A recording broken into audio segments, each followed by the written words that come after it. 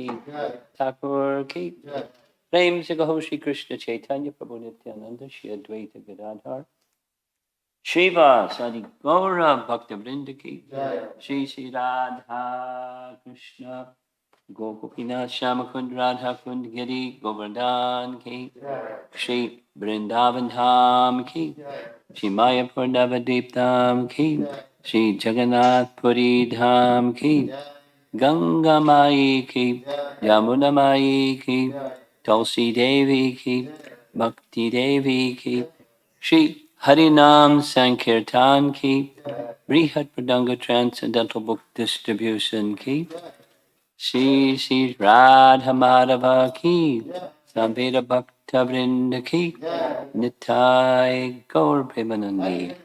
All glories to the assembled devotees. All glories to Shri Guru and Shri Gauranga.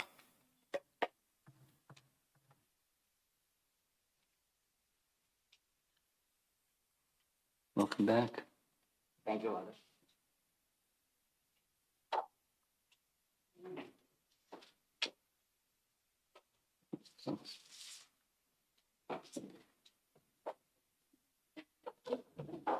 Jaya Radha Madhava Kunja Bihari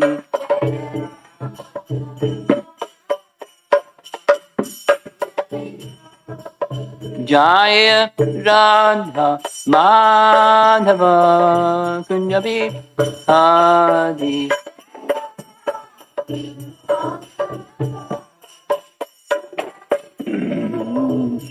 Gopijana Balabha Girivardhari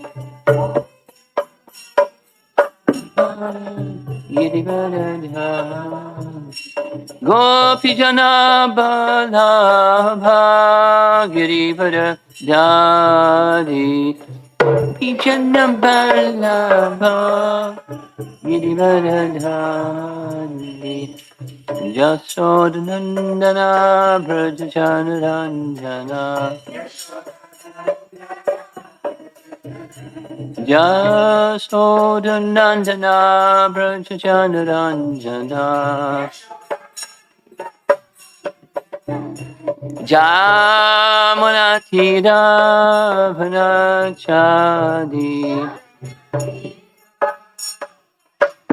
Yamunatira Vanachadi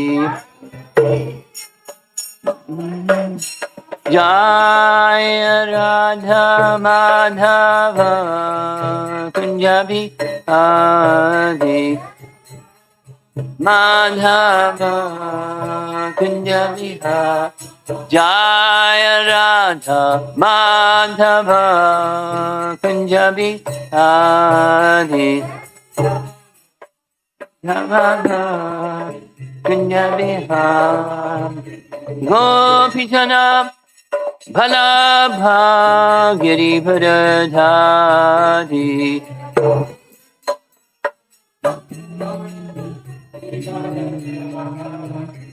Gopijana Balabha Girivardhari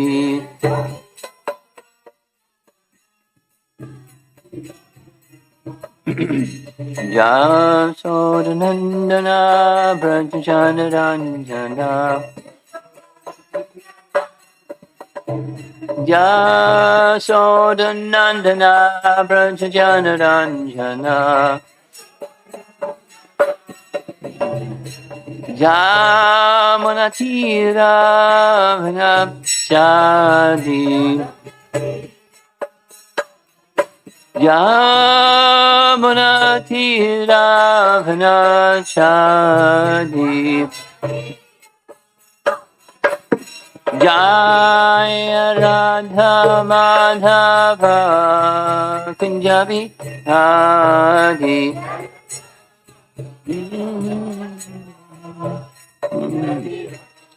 Jaya Radha Madhava Kunjabi Adi Madhava Kunjabi Adi Jayo Vishnupad Paramahamsa Parivajagacharya Astatara Satasi Srimadis Divine Grace Sri Bhakti Vedanta Swami Srila Prabhupada Ki Gaura Premanandi.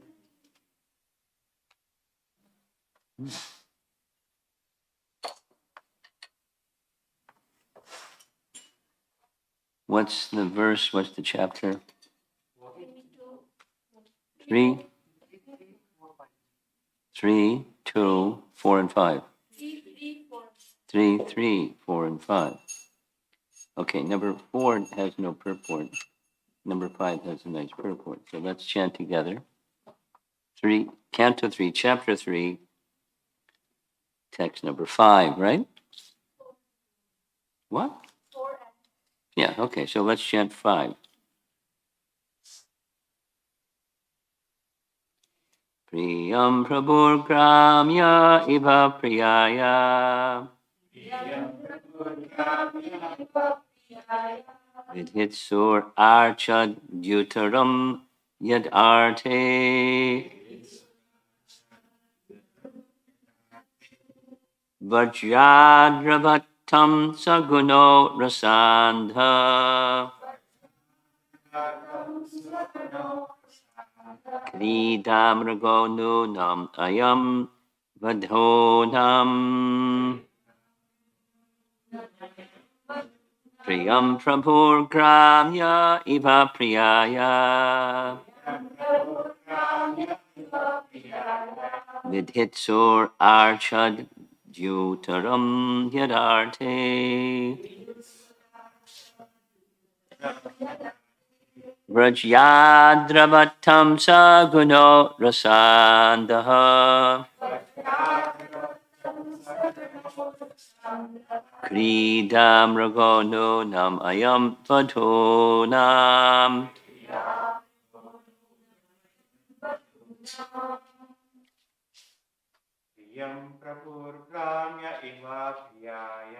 Priyam Prabhur Gramya Iva Priyaya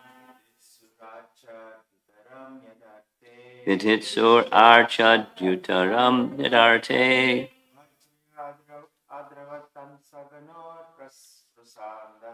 Vajrayadravatam Saguno Rasanad Kridam Nam Ayam Vadhonam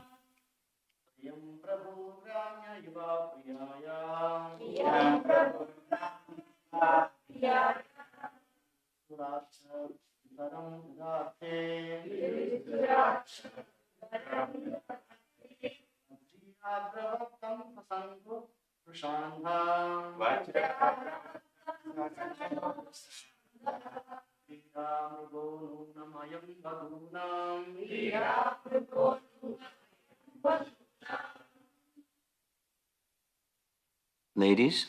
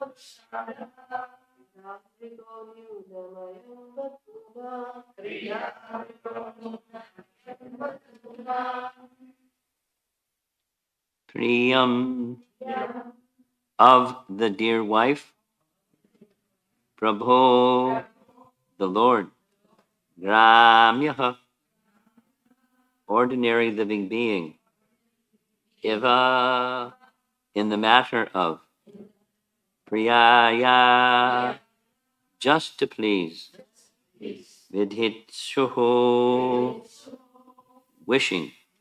Archat, brought about. Dyutarum, the parijata flower tree. Yat, for which. Arte, in the matter of. Vajri, Indra, the king of heaven. Adravatam, went forward to fight with him. Saganaha, with full strength. Rusha, in anger. Andaha, blind. Kridamragaha, henpecked. Nonam, of course. Ayam, this. Vadhunam, of the wives. Translation: just to please his dear wife, the Lord brought back the parijata tree from heaven, just as an ordinary husband would do. But Indra, the king of heaven, induced by his wife's henpecked as he was, ran after the Lord with full force to fight him. Ooh. Purport: the Lord once went to the heavenly planet to present an earring to Aditi, the mother of the demigods, and his wife Satyabhama also went with him. There is a special flowering tree called the parijata, which grows only in the heavenly planets, and Satyabhama wanted this tree just to please his wife. Like an ordinary husband, the Lord brought back the tree, and this enraged Vajri, or the controller of the thunderbolt. Indra's wives inspired him to run after the Lord to fight, and Indra, because he was a henpecked husband and also a fool, listened to them and dared to fight with Kṛṣṇa. He was a fool on this occasion because he forgot that everything belongs to the Lord. Paragraph. There was no fault on the part of the Lord, even though he took away the tree from the heavenly kingdom, but because Indra was henpecked, dominated by the beautiful wives like Shachi, he became a fool, just as all persons who are dominated by their wives are generally foolish. Indra thought that Kṛṣṇa was a henpecked husband, who only by the will of his wife Satyabhama took away the property of heaven, and therefore he thought that Kṛṣṇa could be punished. He forgot that the Lord is the proprietor of everything and cannot be henpecked. The Lord is fully independent, and by his will only, he can have hundreds and thousands of wives like Satyabhama. He was not therefore attached to Satyabhama because she was a beautiful wife, but because he was pleased with her devotional service, and thus wanted to reciprocate the unalloyed devotion of his devotee. And there's a previous verse that has no purport. We'll read that. Text 4. Subduing 7 bulls whose noses were not pierced, the Lord achieved the hand of Princess Nagnajati in the open competition to select her bridegroom. Although the Lord was victorious, his competitors asked the hand of the princess, and thus there was a fight. Well equipped with weapons, the Lord killed or wounded all of them, but he was not hurt himself.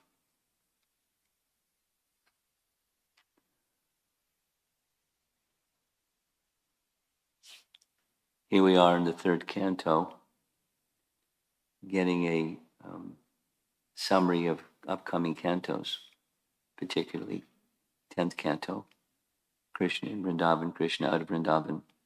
And the wives of Kṛṣṇa, 5 of the wives of Kṛṣṇa is in one chapter, and the winning the hand of Nagnajiti, the daughter of King Nagnajit, was quite an accomplishment.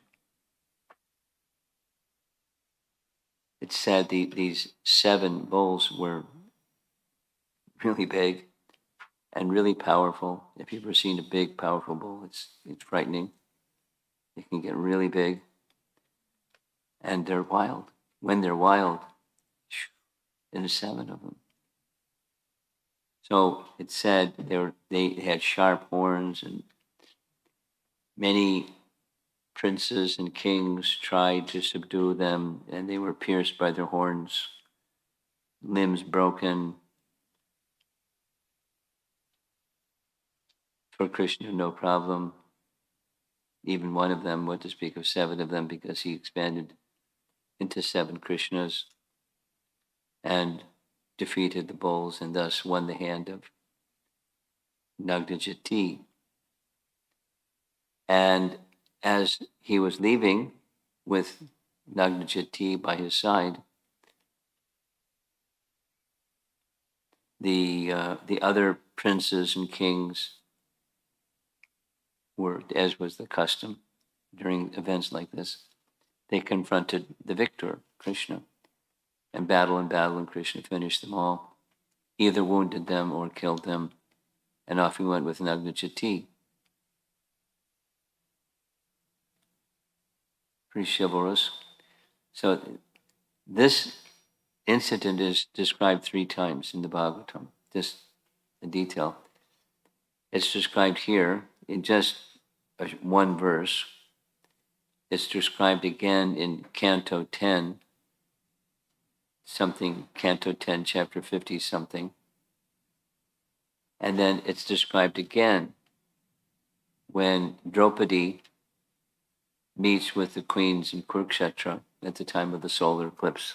And she asks each of them, how did you get married? Tell me the story. And so Nagnajiti gives a quick summary of her story. Now there's some of the others are just one verse. In her case, it's several verses. But he's showing his prowess. And she was very happy.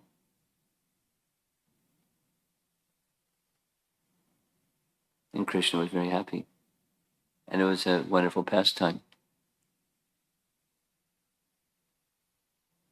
And the other,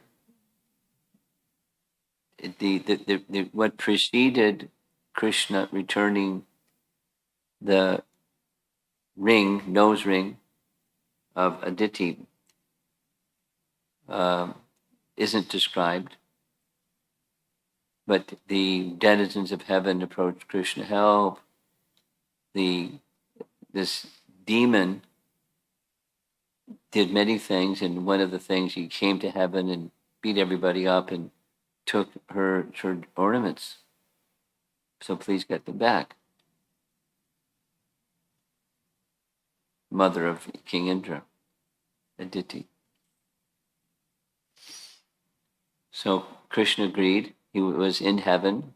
He summoned Garuda, and with Satyabhama by his side to give her a thrill, because she likes thrills, he brought her to the place where Narakasura had so many princesses. There's details and details. 16,100 princesses were imprisoned. And so he killed the Mura demon, then he killed Narakasura, and then he freed the ladies. And the ladies who were in prison wanted Krishna as their husband. He agreed. And he was then also, if I can remember correctly, it was the mother of Narakasura, who's earth personified, returned the deity's ornament. And so he returned the ornament back to the heavenly planets. He came back to the heavenly planets. While in the heavenly planets, he gave back the nose ring, or the ornament, golden ornament, precious, coveted ornament of Indra's mother. And then came this request of Satyabhama. Can you bring this Parijata tree back to Dwarka? Because they're in heaven.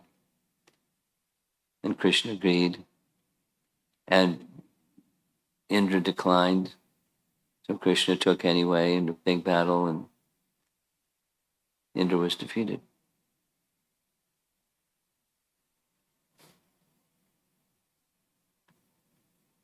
Now, how can somebody in such an exalted position not want to give as a gift to another person, what to speak of the Supreme Person, but give a gift? Because he's just returned his mother's ornament, golden ornament. And, give some reciprocation, please. And certainly in Vedic culture, what to speak of even outside of Vedic culture, an expression of gratitude. But at least the description is consistent. The wives, headed by Shashi, they didn't want the Parijata to leave heaven. They were like territorial and proprietary, and that was them. And he, being henpecked, decided to come after Kṛṣṇa.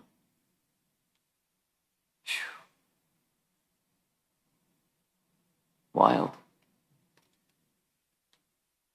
So don't think that if you go to heaven, things are going to be nice. They may be nice on the material side, but not nice in the most important sense. And vulnerable to demons and vulnerable to forgetfulness of Kṛṣṇa and even becoming a combatant of Kṛṣṇa. No, this isn't the first time that Indra did something like this. So the risk and having some worldly opulence, what to speak of heavenly opulence, is like superlative or extreme material opulence. But having material opulence, the risk is becoming proud of the material opulence.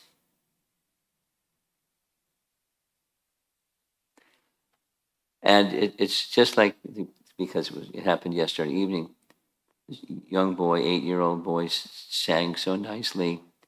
And I was thinking, if I praise him, he may get proud.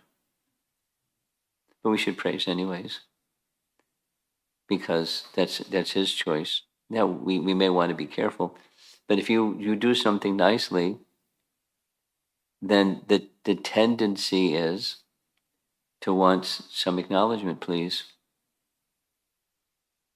Some acknowledgement, please. It may not be with that tone, but there's some expectation. It's human, or it's a false ego contamination. And the point here is that Indra had that false ego contamination and Kṛṣṇa didn't have. But the one that did have was thinking the one that didn't have has it. Atmavan manyate jagat. Others are like me. Since I have this contamination, you must have this contamination.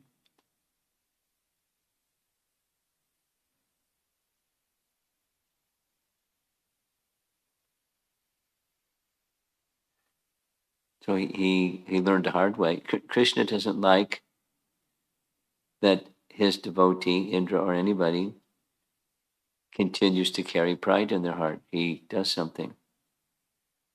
And so if something happens to you or someone dear to you, where Kṛṣṇa is breaking the pride in their heart, that's good. That's good. But Kṛṣṇa doesn't always do that. He may just give you more praise and more something and more something and more something. And then you're higher and higher and you have more pride and more, you have what's the phrase? The bigger they are, the harder they fall, or something like that. So it's not beware of success, it's just beware of pride. And how do you deal with that? How you deal with that is just like this young boy, the ability to sing nicely, nice melody, very, very attractive melody. That's a gift from Kṛṣṇa. I mean, the gift was somebody somewhere on YouTube and he practiced it.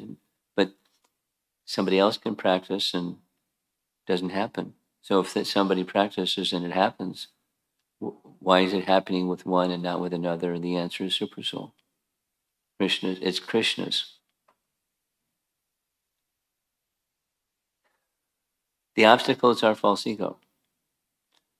And with false ego comes these, other unwanted things. Kam, Krodha, Moha, Mada, Macharya, they're very formidable. Pride is especially formidable because we want happiness. To have happiness, the material conception is you have to have stuff because that's where happiness lies. You get stuff, and it isn't happiness, but you become proud. I got stuff.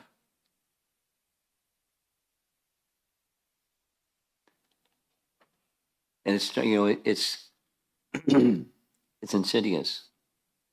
It just goes with the territory. It's the nature of the place where we live. People do something to get something, when they get something, they become proud. They don't get something, and they become frustrated, and they anger. So it's desire driven by false ego.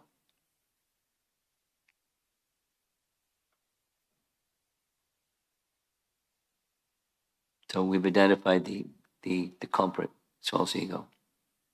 But why do we get false ego? Because we wanted it. The culprit is me, not false ego. And the world goes on. So what's the way out? Like Amrita Kelly's question yesterday about unwanted things and how to get rid of those unwanted things, because they linger around, and I could not pay attention to them, but they linger around anyways. And when I pay attention to them, they don't go away. So what to do? You have to go more deeply. And part of the going more deeply is by hearing, just like, the Bhagavatam is our medicine. Bhavo sadat shrotra manobi ramat. It's medicine taken through the ear, and it acts directly on the heart. So we're hearing, and it's not just a nice story and learn the details of the nice story. I mean, those things that's good. But what's the purpose of hearing? What's the purpose of hearing? What's the message that is being emphasized by our founder Acharya here? The material position of Indra and the non-material position of Kṛṣṇa.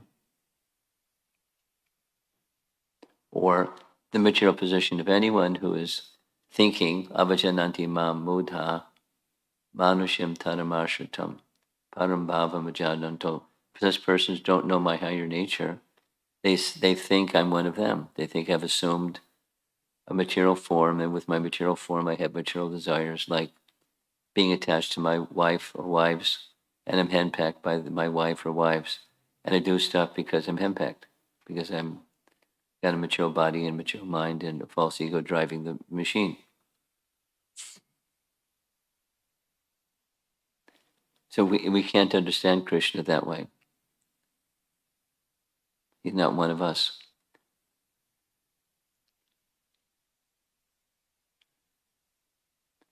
He enjoys, that this is the punchline of the purport here, he enjoys reciprocating with the love of Satyabhama.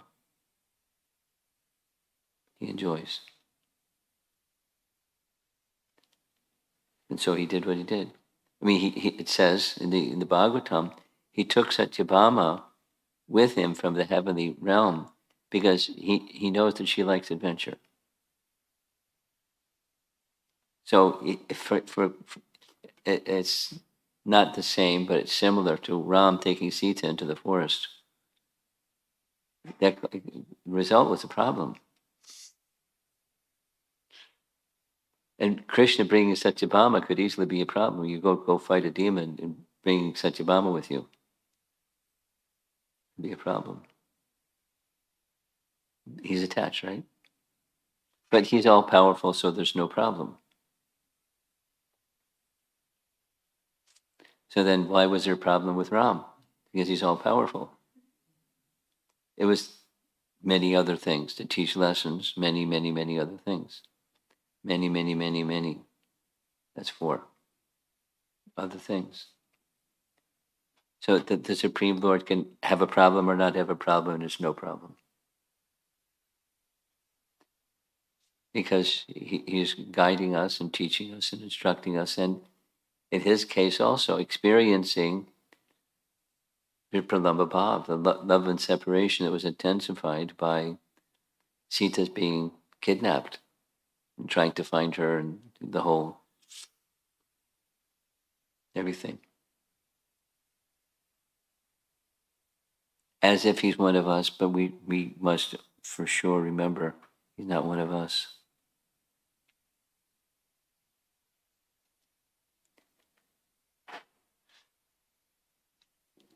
A little sharing. Just this morning, somebody from somewhere sent me a little text saying, among other things, do I have a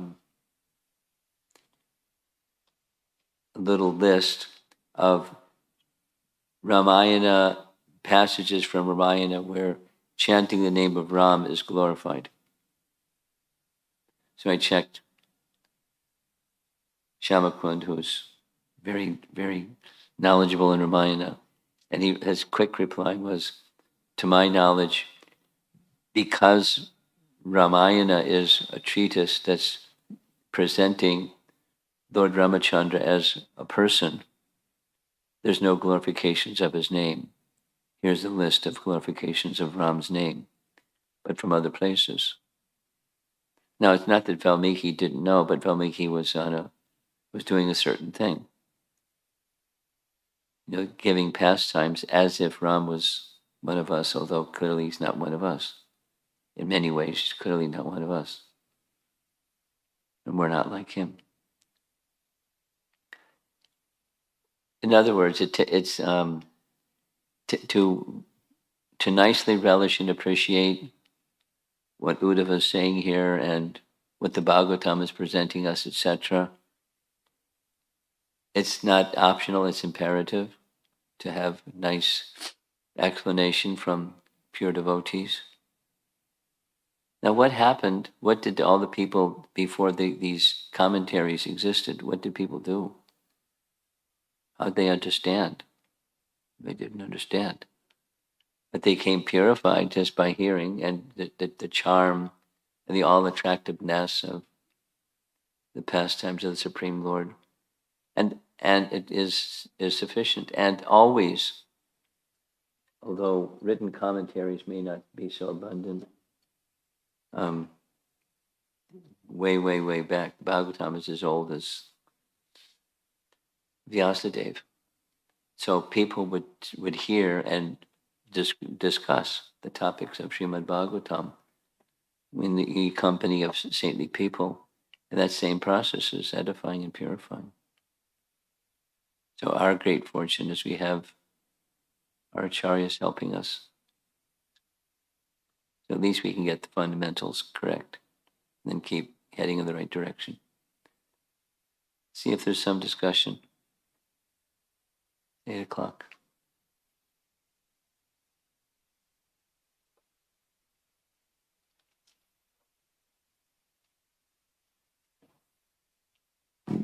Kṛṣṇa Prabhu. During the Govardhan Leela pastime, we see that Lord Indra was not aware that it was Kṛṣṇa, the boy, who was protecting the Brajvasis from the rain. He was not aware that this was the Supreme Personality of Godhead. He later on realized. But in this pastime, Lord Indra realized that it was Lord Kṛṣṇa, right? Who was the Supreme Personality of Godhead. I'm listening. Okay. Is that it? More? No, I'm just trying to understand if that's the case. The premise is, your part of the premise is Indra didn't know, and then afterwards he knew. Yes. Why do you assume that Indra didn't know? In this case, he knew, right, Prabhu? No, let's go back. Yeah. In the case of Govardhan Leela, what's the premise of your saying he didn't know until after the Govardhan Leela? What's the premise for you making that statement? He's King Indra. Oh, okay. He's not just a fellow. He's King Indra. Oh, Now, did he become covered? Yes. okay. And what was the covering? Pride. Mm-hmm. It's not that he didn't know. Oh, okay. He just was covered by pride. Mm-hmm. Now, in here, he's covered by pride. He's covered by attachment to his wives. Mm-hmm. And he's proud. Like, even if someone's attached, supposing someone's attached to one's wife or to another person, you don't go and attack Krishna. Yes. Mm-hmm. He lost it. He was covered, thinking I can do what my wife wants or I can do whatever I want. Okay. Covered by pride, he lost it. Okay. And he was put in his place. You know, the Leela was different. One was just, protecting the residents of Vrindavan from the torrents of rain by lifting Govardhan Hill. Mm-hmm. He didn't do anything to Indra. This is a battle. Mm-hmm. Battle. Okay. And he didn't kill him. He just, was defeated. However that happened. Oh, So he knows, but he gets covered in forgetfulness. okay. Okay. Thank you, Prabhu. Okay. Thank you, Maharaj. Hare Krishna Maharaj. I had a question that came to mind with the story of the boy learning the kirtan song. And I guess what I'm thinking about is the concept of having a desire and then persistence. If Having a desire and persistence, Persistence, the story was that the boy heard it on YouTube and then Yeah. learned it real quick, but then versus someone else that tries it, doesn't learn it. not only they don't learn it, but they can't sing on tune. Right. So Krishna gives, didn't give the same thing to everybody. But if that second boy sticks with it and then continues trying, Well, Is the that- continue to try is pleasing to Krishna. That's the essence, not that the end result is he can sing nicely. That's not a guarantee. no. Not a guarantee. No. The path is practice, but it's no guarantee as the practice is going to, be consummated by Right. what we experienced yesterday. Krishna is giving. So, therefore, when the compliment goes, such a person, whatever their age, should understand this is the gift of Krishna. And so it's right in Bhagavad Gita. Yad yad vibhuti mad sattvam. Whatever vibhuti there is in this world, it's from me. So the praise goes to Krishna. So if a little boy trained by his mother can train him just to when people appreciate, this is very nice. Credit goes to Krishna. And same, it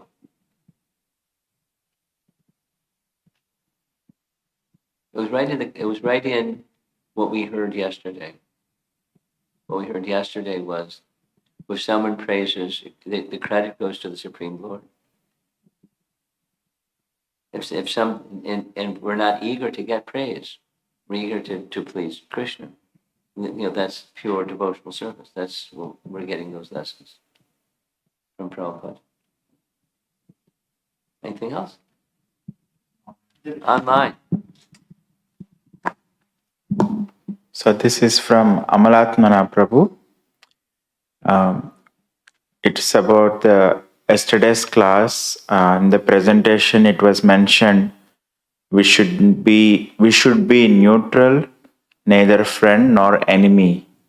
That was in the presentation. So his question was, we read in Nectar of Instruction that we should have very close and confidential dealings with the devotees, which happens only with deep trust and friendship. But yesterday we heard that we should not be friends or enemy with the devotees. How do we process and balance? It's very simple. That to say friend enemy means the material, and to say, a close, affectionate relationship with a devotee is not material.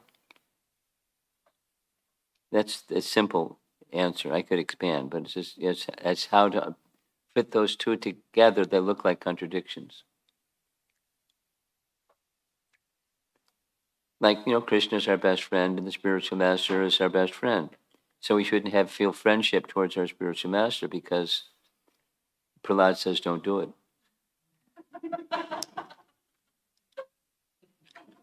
Anything else online?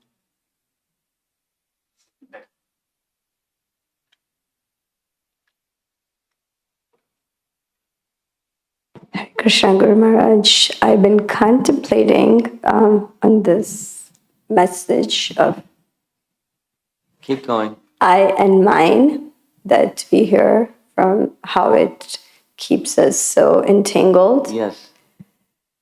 And I noticed that specifically when it comes to chanting. Oh, really? So chanting is oftentimes, or most of the time, is distracted.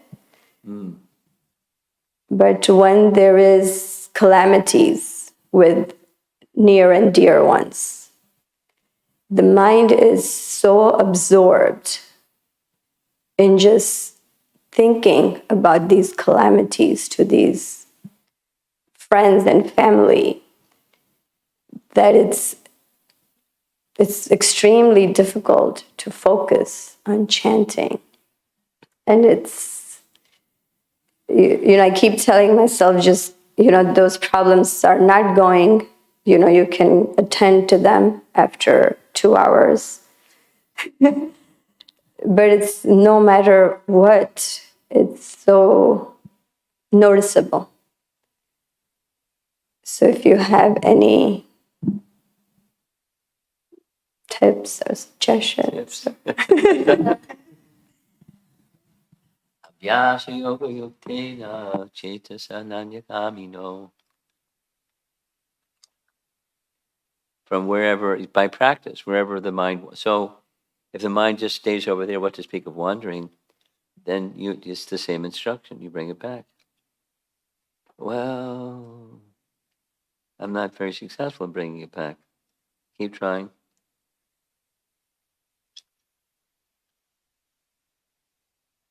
Supposing to take different context. Supposing somebody has a medical problem, and whatever is the medical problem, it hurts, whatever it is, and the mind goes to the hurt. So what to do? If you just get absorbed in the hurt, it's not going to help resolve the medical problem. It's going to debilitate the medical problem further. The absorption in the pain of the medical problem grows, and it's not solving the medical problem. So then you go, so what to do? Which, is another way of asking your question. And you pay attention to what good health is and get a good physician, and you follow the good physician. And slowly, good physician, and your application to what the good physician is recommending. And the medical problem becomes a bit improved, and the pain and the distraction because of the pain. But supposing it happens, there's chronic ailment that just keeps going and going and going.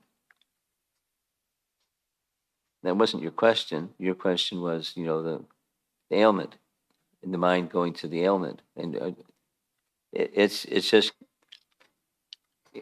to the degree that yoga kshema vaham yaham, the tesham evanukam partam.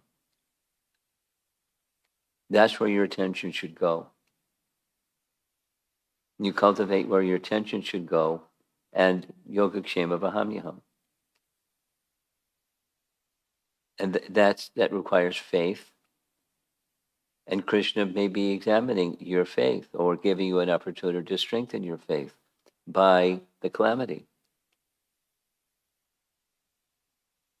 May not feel like it. It's like, why is this going on? I'm trying to be a good devotee, and look at this, and then there's that one.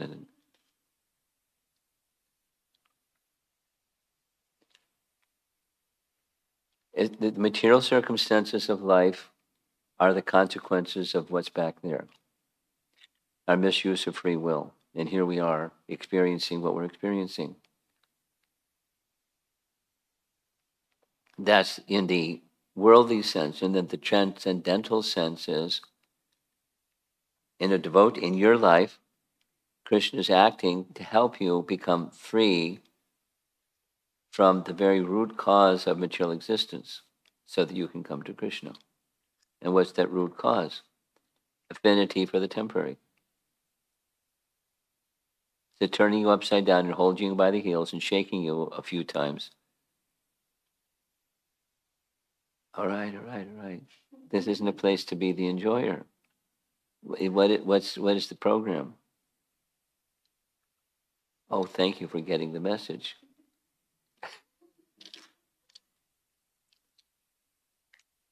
And it happens. Nice devotees that get hung by their heels and shaken. We know people that happens, whether it's this or that or the other thing. And it's a challenge, but it's an opportunity also to take deeper shelter. Now, your point is when those calamities escalate, then it becomes even more difficult, but to speak of everyday stuff, it becomes more difficult. The opportunity has escalated because there isn't any other shelter. There isn't any other shelter. And that when that light goes on, it can be an impetus for deeper shelter. If that light doesn't go on, no one screams. These quiet scream, if not loud one. The material existence is not a nice place. We're not supposed to become numb to near ones and dear ones, and that's the solution. That's not the solution. What's the solution? Okay. Next. Go ahead. Guru Maharaj, I was about to ask this question, why Krishna has to behave if we forget the fact that he's the Supreme Lord. It seems like totally like a henpecked husband. It seems like what? Henpecked husband. But I'm actually appreciating and wanted to share you bringing that aspect of we have to remember that he is the Supreme Lord at all times. And also for bringing that aspect of Lord Ramachandra's and Krishna's comparison. Problem or not, it doesn't matter. Because that is one thing I keep getting stuck again and again. Why he has to do this way or that? Yeah. So that was very powerful. Thank you for that. And then I was like, okay, Indra is getting covered. So how do we not get covered or remember that all the time? And you brought that point of Shrotra Manobhirama, that's the Bhava Aushadha. So just wanted to share that appreciation. Thank you. So this is from Balaram Prasad Prabhu. He sent 3 messages. 3. So he says, we do have some expectation even doing seva to lordships Of course. as a human. We're conditioned. We're human. That means conditioned. It is subtle, false ego as you mentioned. So can I think praise also helps in encouragement? It depends. It depends on the consciousness behind the giver and the receiver. It can be helpful or it can be detrimental. Depends on the consciousness behind the individuals involved. Next. And he says, doership mentality is time immemorial, and how to get rid of it. Again, surrender depends on humility. Bhakti. Yeah, you can say surrender, but surrender is part of bhakti. Bhakti. That's the umbrella. It includes everything. That's it? Okay. You have something? Okay. So this is from Amara Mataji. How to understand if the service I'm doing are with pure intention? Generally, one is not aware if there is a deeper need that is being fulfilled. And at my stage, I know it's a mix. how may I proceed to more and more pure intention by understanding? Well, she's asking two things. How do I know and how do I get out of the contamination? This is the how-to question. So, two things, and how do we know are we on this side or that side? One is assume there's a mix, and the second is the more that Krishna is at the center, and the less that you're at the center, the more you're on the right track. Very simple litmus test.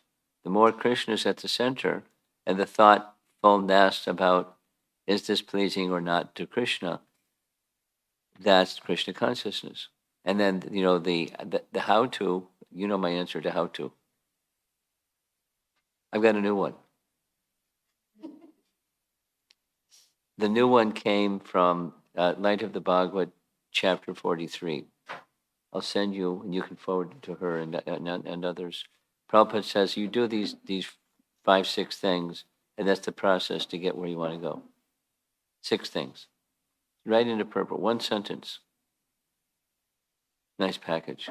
Then do them. That's how to. Srila Prabhupada ki jai. You have something? You have something. Prabhupada ki jai. Okay, great. Prabhupada.